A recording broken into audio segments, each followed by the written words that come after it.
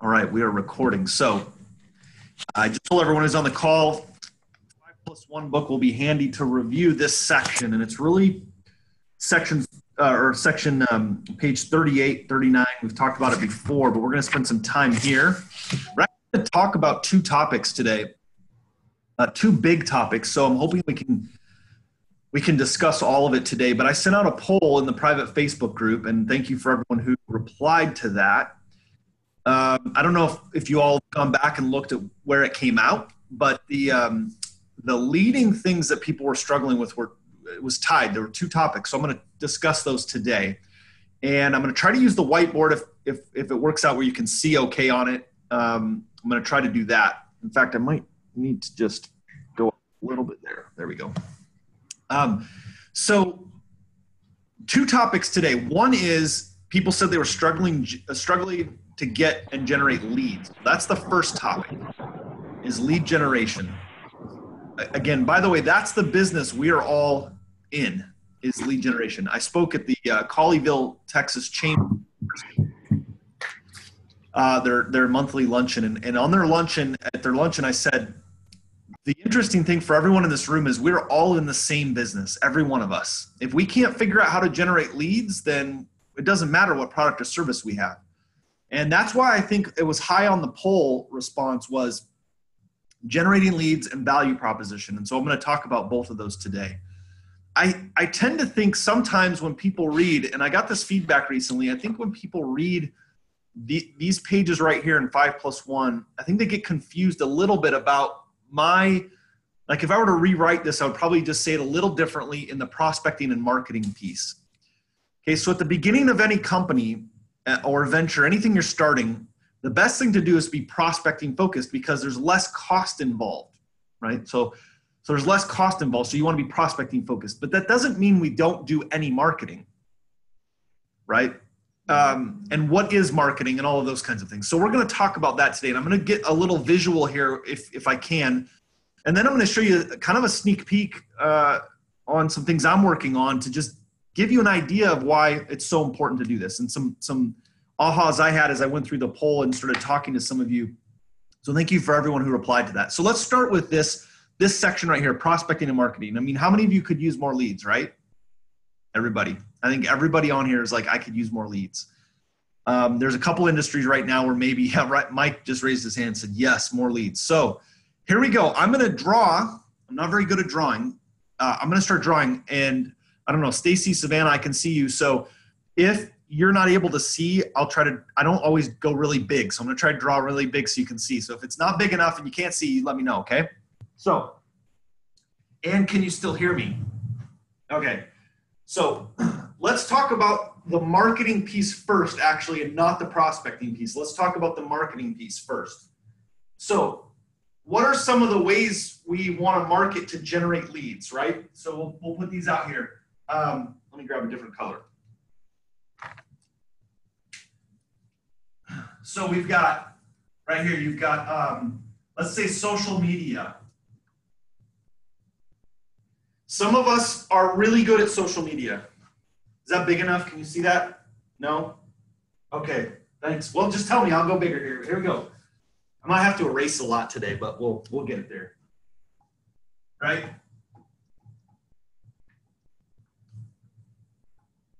My writing's terrible too. So social media, okay. So that's one bucket, if you will, of marketing that could generate leads, right? Social media. A lot of us are struggling in social media, especially in being consistent, right? This is a whole big piece about being consistent. I recently made a change here at our office. The person who did our social media, I let go, and we're interviewing right now for somebody to do our social media so that we can remain consistent. Now, I am probably unique in this sense that, like, where you're at in your business, I actually think from a marketing perspective, if you look at TV, was one of the old venues, right? The old mediums you could advertise in. You had the major stations. You had CBS, NBC, Fox, ABC, and people would run ads there based on demographics. Well, today we have that same thing. You have Facebook, Twitter, Instagram, LinkedIn. You have the major players there. And yet for most of it, it's free, right? You can do paid advertising. We'll talk about that. But for most of it, it's free. And yet we're not using it. We're not going out and using it on a daily basis because it's like, oh, it's one more thing I have to do. Or some of us do a really good job of using it, but we actually never talk about anything business, right? We're like, oh, here's my kids had this, look, they had a peanut butter jelly sandwich and I cut the crust off and look at this cute picture of it. Like, those are cool. Like, I'm not saying you don't post that stuff, but if you never talk about your business, well, then I think you're missing the boat. Now, there's also the other side of it where everything is a business post and a sales pitch, right? So you have to figure that balance out. So sometimes people say, well, what is the most, like, where should I be posting? How much? That kind of thing. In my opinion, I don't think you can overpost. I know I've had this discussion with people like, well, I think more than 3 times a day. Guys, I'm telling you, how many of you looked at social media this morning? Did you look at social media? Yeah, probably most of you, before your feet hit the floor, you roll over out of bed and you grab your phone and you start reading. First of all, write this down. Stop that. Don't do that anymore. Just stop it. That is not the way to start your day, okay? Start it with listening to something positive. Get up and exercise. I mean, this morning, when I was at the gym, like, I have really gotten into listening to audiobooks at the gym, and I find that my mind goes to a different place, and I can get so much more accomplished at the gym, and I've got my mind right. So physical, spiritual, mental, all before I get going. Stay off the social media in the morning. But when you're posting, so since you were on this morning, how many of you remember everything you read this morning? You don't, because you just keep scrolling through. I don't think you can get overexposure. In fact, the reason why most of us are saying we need more leads is because we've underexposed. We're not overexposure. We're not out there enough. So for me, right, and I know when I say this, some of you are going to be like, wow, I couldn't do that. Well, I get that, maybe. But for me, I want to find somebody that says 10 times a day on all of our social channels. We are going to post 10 times a day. We got all the way up to 6 times a day, pretty consistent. And guess what? You're still with us. Some of you didn't even realize we were posting 6 times a day, right? Because look, if you just did a video right now, you grab your phone and you did a video and you say, wow, at the end of the day, 1,000 people looked at it. Wow, 1,000 people. What's your potential market? 100,000, 1 million, 5 million potential people? And we're excited because 1,000 people looked at it. You should post it again because not enough people have looked at it. You see my point? You've got to get the social media play out there. And so I was at a conference not that long ago. Corey, my COO, he and I were there. And one of the guys that was there, I mean, frankly, he was kind of a lunatic. He was crazy. He was on stage. He was like, oh, this hyper. He was like crawling around. He's getting attention, right? First part of the sales cycle, he's getting attention. We come to find out through his keynote address, he helped build Oprah's network and several other TV networks. And what he said, what I thought was really powerful was, you have a network in your hand. This phone now, you can, and so you turn around, you flip, you record. Savannah, you said yesterday, you said you saw that I was at the Chamber of Commerce doing, you said, hey, it looked really good. You saw that on social media, right? I don't know if it was Facebook, Instagram, if it was mine, if it was Corey's. I had the whole team posting to try to maximize that time. So here's what I want you to get out of this for lead generation. Super easy. Document versus content. So you can write that down. Document versus content. If you look at the big, see, here's the thing. I don't know that we need a bunch more influencers. There's lots of influencers in your space probably. But what people really care about is you documenting what you're doing, you know? So for instance, let me grab my phone here. Of course, I set it way across the other side of the office. Hold on.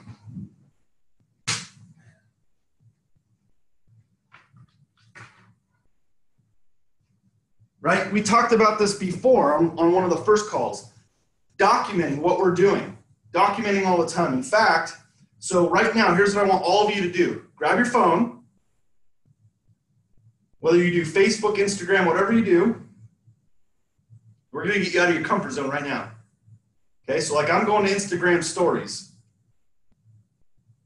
So you watch me and then you guys can do this real quick. You can make sure you're muted though.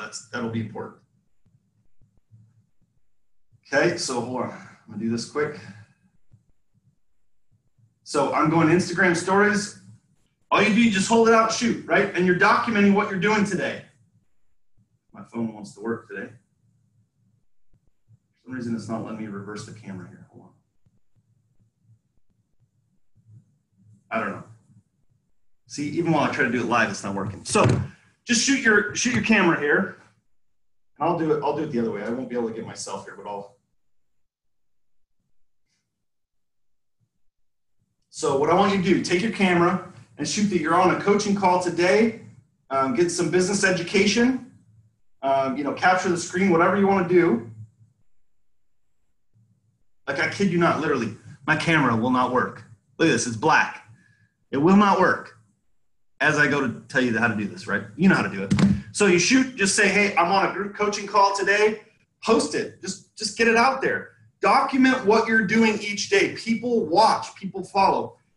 I have posted stuff that I think is the dumbest stuff, and yet I'll go on and watch like Instagram stories and see, 700 people viewed it. Like, are you kidding me?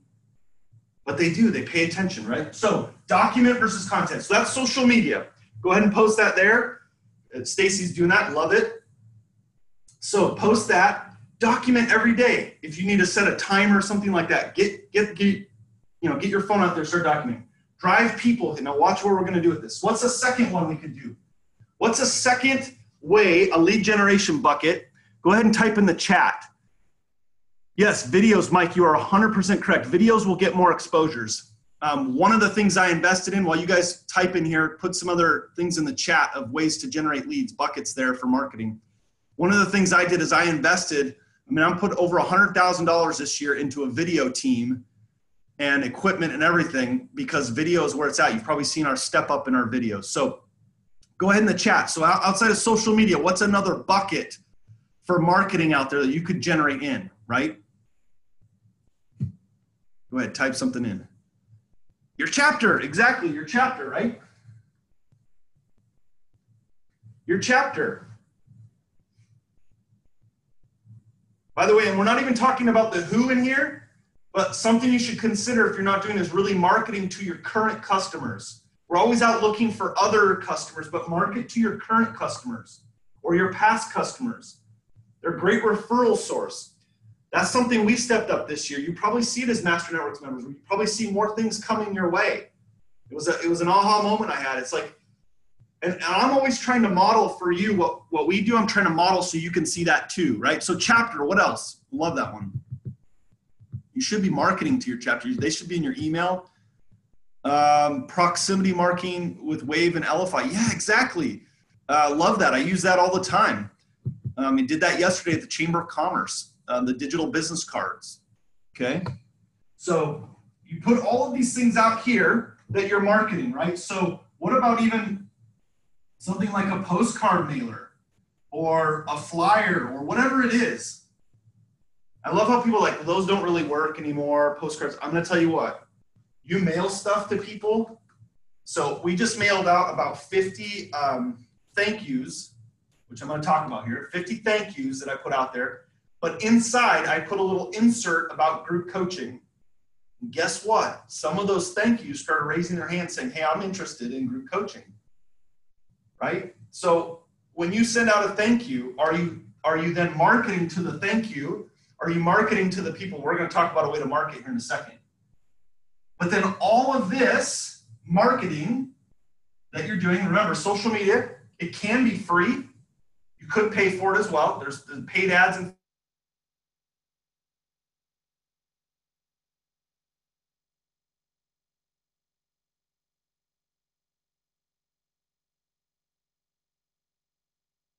free. Yep. Get that. Flyers, right? We lost you for a second. Can you hear me now? Okay, good. I don't know what happened. Okay, so all of this, though, has to funnel somewhere. That's the problem I'm seeing a lot, is that where do I send this to? Now, for me, it's always been one of two things.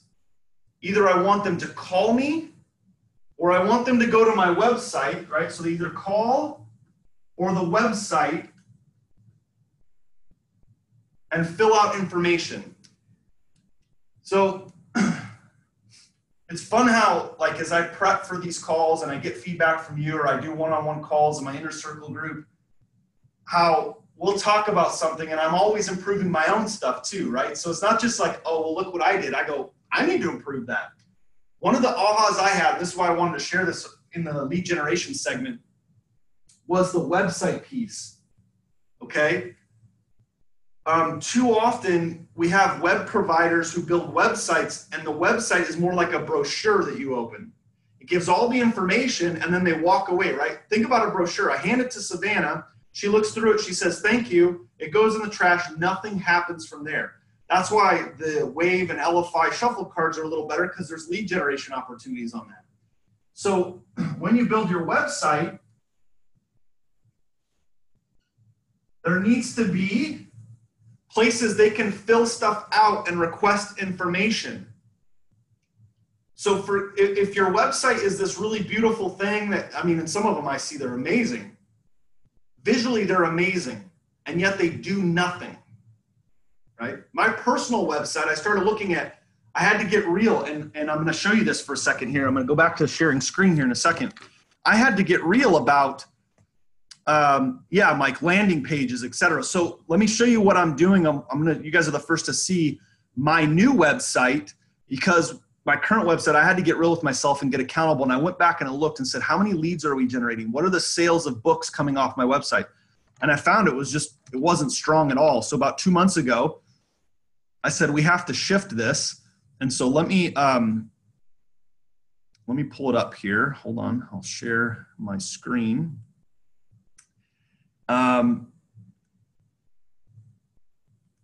Okay, can you see my screen? Okay, perfect. So I built this site, and what I realized was it still has to talk about me, and it's not perfectly done yet, but I'm getting there. And here's what I want you to think about. The way I built this site was two things. One is I want it to lead generate.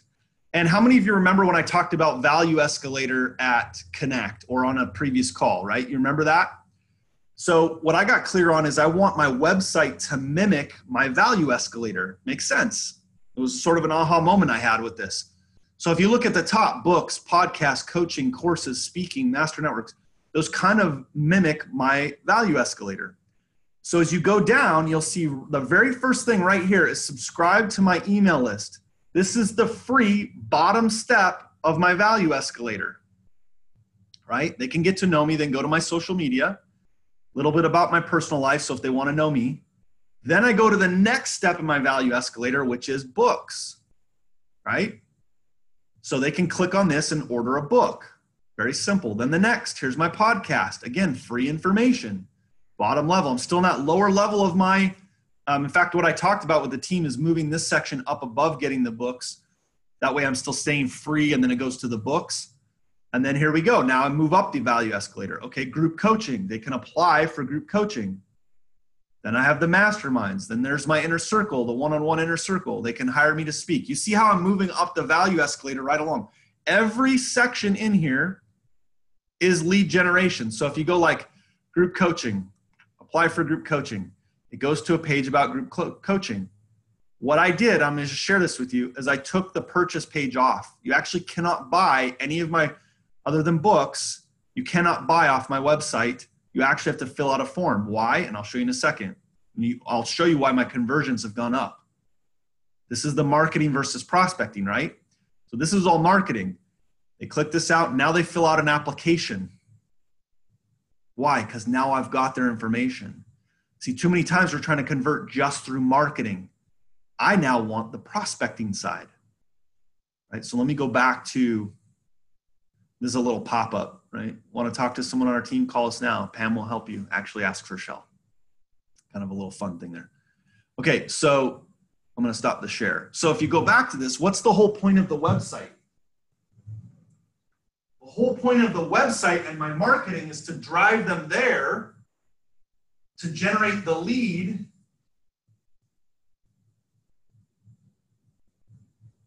to pick up the phone. and now convert the lead. By the way, not only am I picking up the phone, but there's this thing called my CRM, Next Level Suite, that these people are now put in, that the little emails also go out that are marketing and reinforcing the message. That makes sense on that piece?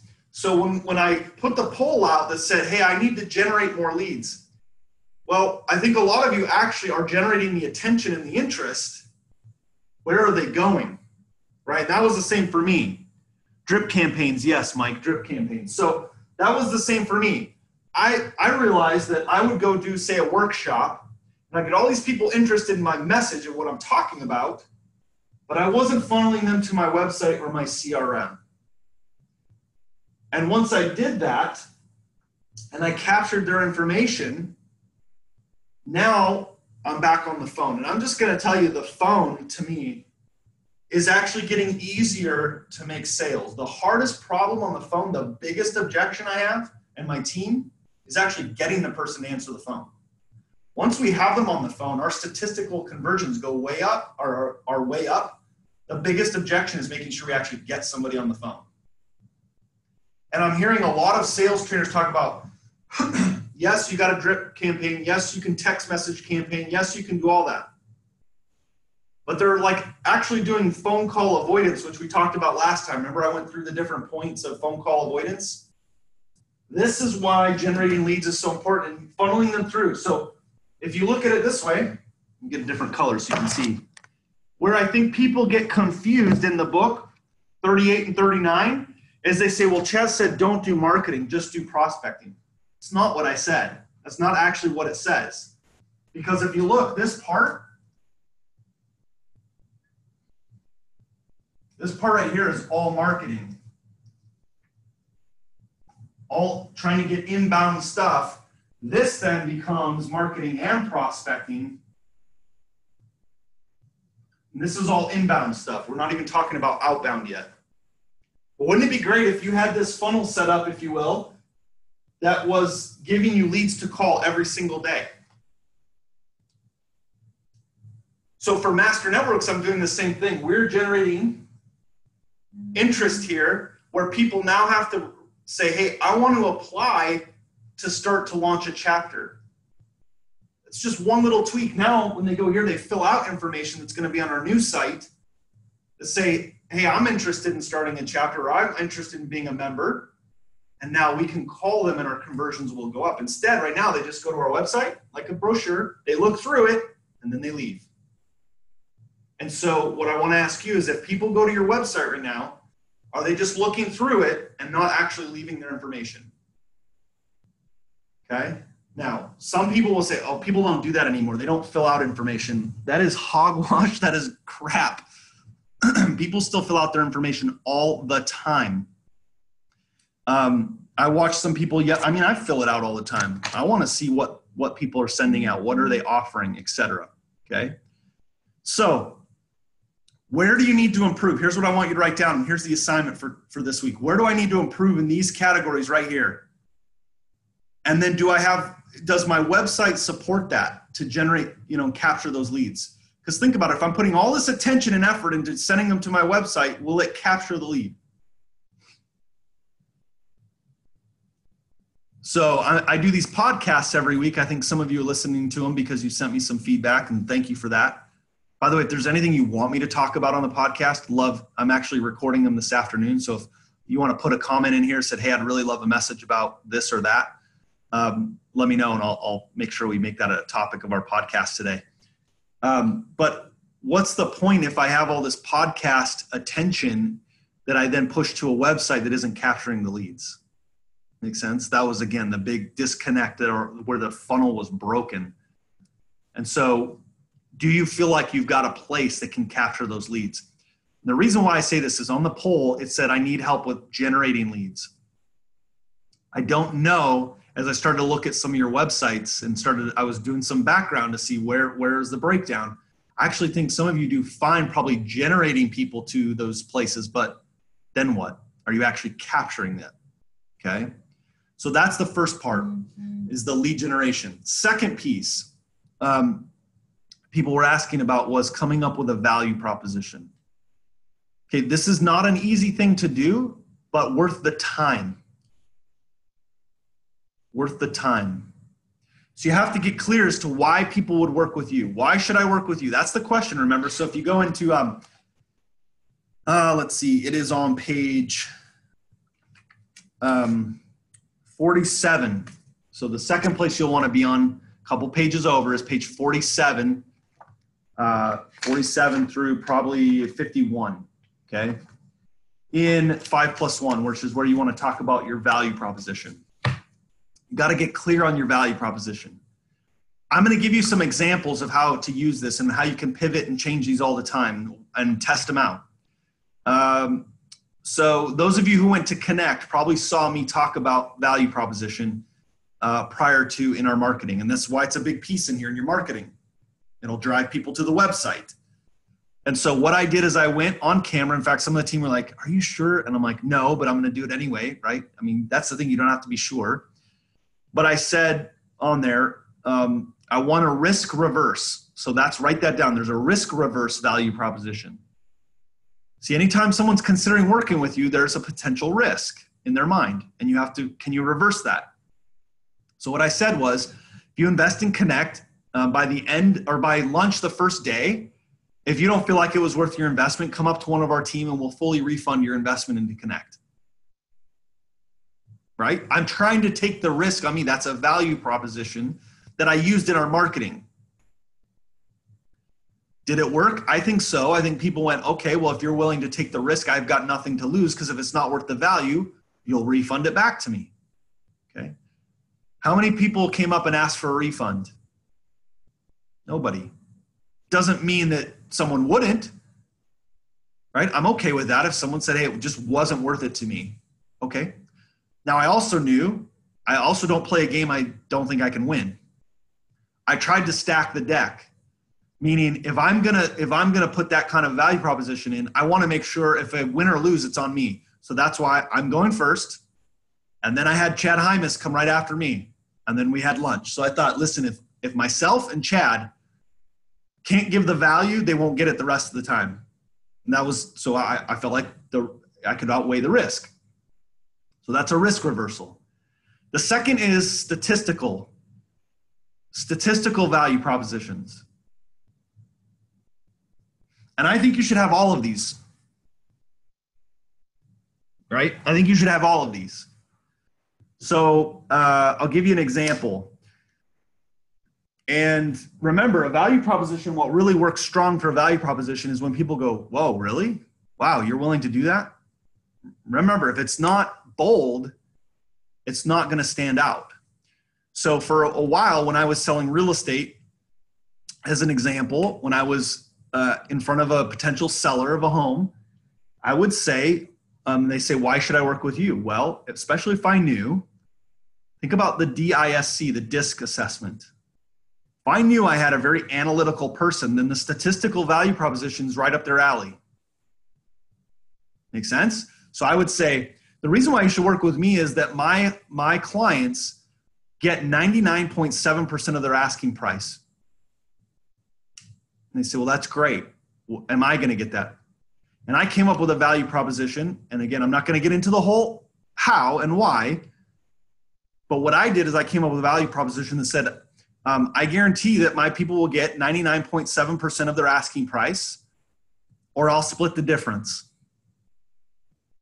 So for instance, we'll use simple math. If it was a $100,000 house, they needed to get $99,700. Let's say they got, for simple math, $98,700. What's the difference? $1,000, right? I split the difference with them, $500. So I always looked at that and said, well, is that worth my marketing investment? Especially if I knew I could sell that home if it was priced well, right? And then I wouldn't take it if it wasn't priced well, because then my odds are against me, right? Do you see how that worked? But I used that in my favor to overcome the risk reversal for a over-analytical person. Okay, the other thing you can do is cost versus value. Cost versus value. right? The big objection to cost is they don't see value. Okay, return on my investment. So in my one-on-one coaching with people, I mean, for those of you that met Mickey Elias, okay, love that guy, man. We've just become great friends, and I've watched his business evolve and grow, and now I'm coaching his team. It's just been a fun evolution. So I used every value proposition with Mickey at the front end because he needed the statistical, he needed the risk reversal, he needed the cost versus value. And so what I said to him was this, on the cost versus value, Mickey, listen, I guarantee you that when you coach with me, when I'm your coach, that I will 5 times your investment in coaching, or I'll coach you for free. So in 1 year, and I looked at the total investment, if I can't bring his revenue 5 times his total investment in coaching, then I would continue to coach him for free. Okay, that means, look, Mickey, I have to show up. Have you ever paid for something and then the person hasn't shown up or delivered? Yes, we all have. Look, what I'm saying to you is I'll take the risk on me. I'm going to find that return in your money. Make sense? So in value propositions, can you come up with a cost, right? A statistical. The other one that comes up in some of your businesses is a time valuation, timing. Right? So I'll use Mickey as an example.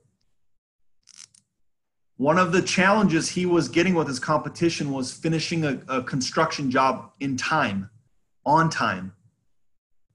So he put a on time value proposition in there that said, for every day that they go over the agreed completion date, he would credit back the client $250 towards their job for every day. And I said, so in the last 4 years that he and I have worked together and he's had this value proposition, how many times do you think he has gone over? Close to 0, 1 time. And then that time, what we learned from that was the reason they went over is because the client made change orders and that put them back. So in his signed agreement, because remember, when you create these value propositions, there's always conditions. Look, when my kids open up a cereal box and it says they can win this prize, there's always conditions. Like I got to purchase 5 boxes, cut those things. I don't do that, but right. There's conditions in everything. So the condition was, if you had a change order that added 2 days, I think it was 2 or 3 days to the end of the completion date for the guarantee. So for every change order, what he also did is again, stacked it in his favor and said, if it typically takes this job 3 weeks, he adds 4 extra days on it. And then that's what he signs the date. So he knows he's got that buffer of 4 days. Plus if they do a change order, he's got another 3 days, right? Makes sense?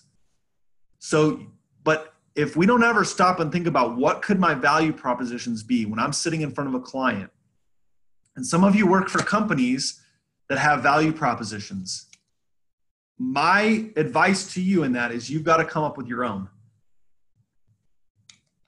Because I can assure you, no one wakes up today and says, well, I want to sell my house. It's going to be with Keller Williams. Now, who do I pick? No, I wake up and I say, I'm going to sell my house. I got to talk to Savannah, right? I'm not thinking about which color sign is in the yard. Those are great when you align yourself with a company, if it's not your own, that has those value propositions. But the reality is people work with you. So if I asked each one of you today, why am I working with you versus somebody else or nothing at all, what would your answer be? It's a tough question that some of us don't think about every day. Now, once you have that nailed, guess where you put all that? And all this stuff right here. You don't have it and then keep it a secret. Right? Right, you provide value. That's true. You provide value. Now, I will say something though. Look, I've said from stage, I'm nearly unoffendable. So I also think you have to be bold, because if I owned a restaurant right now and my value proposition was we have great food, I don't think that's enough. because I expect any restaurant I walk in to say they have good food. I mean, who's going to stand up and say I don't have good food? Don't come here, or come here, we have average food. You have to think different. Why would I go there? What's the value proposition to go there? Right? I also think customer service is an overused phrase that doesn't provide value. You know, I mentioned last week, I think it was last week, I talked about calling a mortgage person, and, you know, there's just horrible service I get. And then when I asked him flat out, listen, this is my wife's dream house. You can't get this wrong. Why would I work with you? And they say, well, customer service. I really pride myself on customer service. And like Savannah knows me really well. She would have laughed sitting there, because I was like, you're kidding me, right? I said it flat out to her. I'm like, you're kidding me, right? You're telling me your value is customer service. You haven't returned any of my phone calls. So explain to me what customer service means. So that's a whole nother story. We won't get into that. But here's the point. Don't say those things, first of all, if you don't mean it. And I think you got to look beyond that. I think if you want to really go big and stand out, how do you go big in your value proposition? Don't play the small game, play the big game, right? Okay, that was 37 minutes of lead generation value proposition, but I know there probably are questions about this, because it isn't just a sort of black and white business discipline. There's a lot of fluidness to this. So what I want to do is just, if you have a question about your business, about lead generation marketing or value proposition, these are real big, deep topics.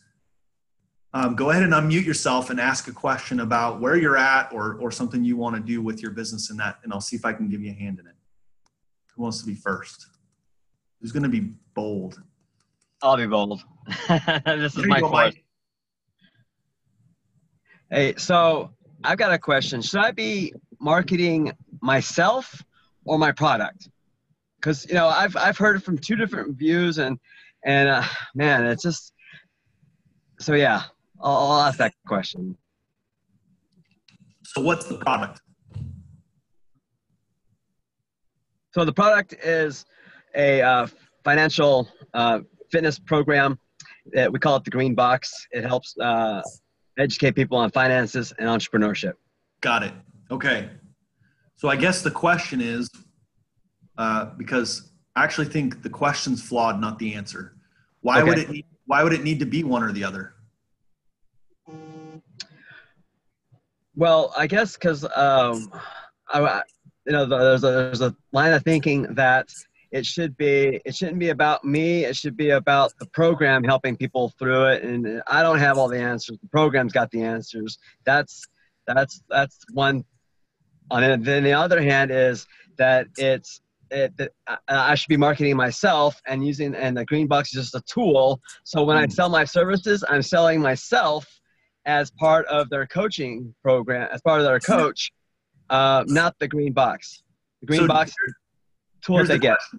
Do people buy you or the Green Box? They buy me, and they get the Green Box. So it's both. Yeah. So there you go. Okay. I don't think it's an either or. Okay. I'll tell you about, I would say the first 3.5 to 4 years of building Master Networks, I very much had that mindset of, look, I don't want Master Networks to be about me. And it isn't. It isn't about me. And I still feel that way. I don't want it to be about me. I want a legacy. This thing goes beyond me well after I'm off this earth. So my mentor said to me, what does that have to do with what you're saying? He's like, I don't even understand. You need to market you. I was like, yeah, but I don't want it to be about me. He's like, and then it was a regional partner of mine in New York who just came to me eye to eye, Tina Campbell. I love her to death. She came to me eye to eye and she pulled me aside at a training and she said, she like grabbed me like my mom would grab me, and she grabbed my shoulders and she looked me in the eye and she says, why have you stopped telling your story? And I'm like, cause I don't know. I'm tired of telling it, I guess, cause I tell it all the time. She's like, I need you to know something. When I'm in New York and I'm talking about Master Networks and I talk about you and Ed as two guys sitting in a Panera Bread that wrote this idea down on a napkin, she goes, that's what connects with people. not all the benefits of master networks. It's that connects with people. And I was like, wow, that really hit me hard. Still gives me goosebumps thinking about that. Like, that's what connects with people. And I was just in Las Vegas with Corey, my COO, and I was telling him my story about how my wife called me. If some of you were at Connect, you heard the story about calling me at the grocery store and saying that we have $27 on the card. And I'm like, get whatever you can for our 5 kids. He stopped me in the hallway. We were walking through from one casino to the next after this presentation that we heard. He stopped me and he looked at me. He said, dude, I've worked with you for 4 years. I've never heard that story. And I said, well, you haven't read Now Make Good because it's in that book. He laughed. And I said, he goes, I've never heard that story. He's like, why are you not telling that story? I'm like, I don't know. Like, I don't want to, right? So my point is this. I think you market both. Don't shy away from you. So I've hired people. I put marketing efforts into branding me. Here's the other way I'd look at it. Mike, this is a great question, by the way. I love this. I hope this is giving value to everyone else as well. Mike, do you own this product? Is this your product? It is not. So look at it this way. This is your product. If this was I don't have a good prop for this. If this was a table or a chair, right? This is the product. It doesn't really stand on the product alone. Right. You can't see it, but if I got 2, right? The 2-legged stool, at least I can at least balance it on this. And that's the way I look at it. It insulates master networks by me building my brand. Make sense? And by me building master networks, it insulates my brand. So I know it's a really long answer, but I think it's important for all of you to understand. You have to build you as a brand and your product. It's not an either or. Okay? Fair? Fair. Thank you so much. You're welcome. It's been a big shift for me. That's why I share it. And I have a hard time still sometimes getting on stage. A lot of people don't know this. I mean, my mom and I had lunch a couple weeks ago after Connect, and she was just saying, man, it's so weird to see you on stage still, because I remember that little kid that, like, for the first 2 years of kindergarten, first, second grade, my mom had to walk me to school every day, like with me on her leg. Like, I just couldn't. I was just like fear struck to look anyone in the eyes. And I think that's part of where that comes from for me, of not wanting to be about me. I want to serve other people. And yet I got to think about the company and the people that are out here that I employ. And I have to get over myself a little bit and say, that's a connection and it's a brand that I'm building. And I got to do it for others, if not for me. Right. So Mike, build your brand, build you, because that way, if you ever change product or service, not that you would, I'm not saying you would, but if you ever had to, you've got a brand and you can sell whatever the product is. I love that last part. Thank you. You're welcome, my friend. All right. What else? Savannah. So on the website, we have a website that Keller Williams gives us, and I don't even look at it, which is sad. And it's funny, I always make my husband use my website because he's still looking at homes. He's like, I hate your website. I don't like to search on your website. I use Zillow. I love you, but I'm still going to look on Zillow. And then I'm going to ask you if it's still working because Zillow's updated, but I'll still use Zillow, which makes me thinking, like, why do I don't even need IDX on my site. No one is going to use my IDX. That's not really a lead gen like it used to be in the past because of the big guys. So seeing that you have a single page website, it almost makes sense to do, because I could build my own single page website if I don't have to mess with IDX. And just makes more sense. My question is, where's your blog and all of that on that single page? I don't remember seeing your blog on there. So it's not yet, because I have to find a good way to embed my blog on there. That's the one. Remember I said it wasn't quite done? That's great pickup. The blog is not on there right now. Because that's really huge for driving traffic. It is. It's big.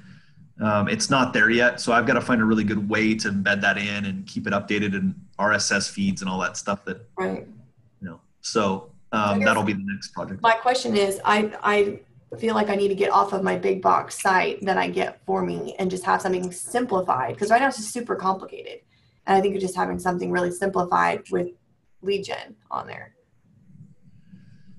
Yeah. I mean, and to, I think it was Mike's point, looking for ways you can provide value on that site so people will freely give you their information, right? I think the other thing is there's so much digital stuff you could create. Like if I was going in the real estate game again, selling it, I would create like a mini video series of, it'd just be one of the things I would do. It wouldn't be everything, right? I would create like video series of, are you like a first time buyer home course. I don't even think I would necessarily charge for it. I would just, because once I've created it digitally, it doesn't cost me anything. Right. So, or an investor's course or whatever it is that the targets I'm looking for. And those would be what I would market out and in exchange for just their name, phone number, and email. And that way I could then pick up the phone and call them and say, hey, did you enjoy the course? Did you find it valuable? What questions might you have about that? And then I would move to, hey, I would love to get together with you in person and answer some of those questions and see if I can give you some more value from there, right? Instead stepping to the next level of value. Right. But it's information assisted selling now, I think is what it is you have to assist them through the information. We keep hearing that information is power, but information is everywhere right now. At the fastest click, you can get information about anything. And you don't even know if it's true. You just read it off the internet like, well, that's true. But so it's getting the right information. And I think if I was in the real estate game, I would go out right now and say, let me tell you what the right information is. That might be the play. I'm confused about all the stuff you get online. Let me sort through that for you. I've got a great little course about the 7 things you need to know about buying a home right now in this market. And you put in your information and you send the list. You can do that through Next Level Suite. I mean, Mickey Elias did that. He said the 7 things you need to know before you hire a contractor. Don't hire a contractor till you see this course. It's free. Click this. Well, the whole thing was great value, great education, but the whole time it's selling him. Cool. Yeah, I would invest in something that allows you to lead generate off your site. Cool. Okay, who's next?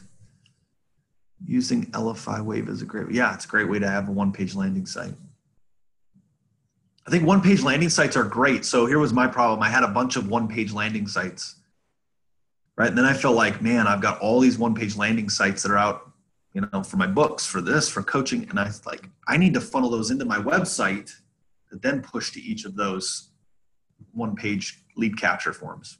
So that's what I did. Anything else?